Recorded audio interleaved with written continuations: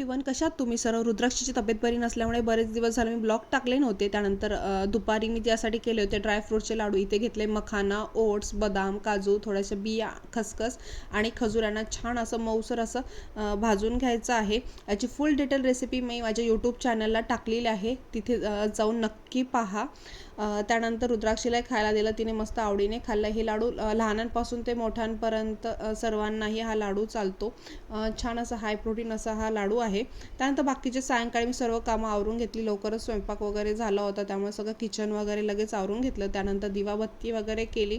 रुद्राक्षीचा इथं दिवाबत्ती करताना रोज असा घंटी वाजवत डान्स चालू असतो. त्यानंतर रोज डे होता, त्यामुळे त्या पप्पांनी दोघींसाठी रोज आणला होता. त्यानंतर सोबत आणले होते त्यांनी अंगूर. त्याला मस्त स्वच्छ मिठाच्या पाण्यामध्ये धुवून घेतले आणि मी माझा असा दिवस संपवला. आय होप तुमचाही दिवस चांगला गेला असेल. भेटूया नेक्स्ट व्लॉगमध्ये. तोपर्यंत टेक केअर.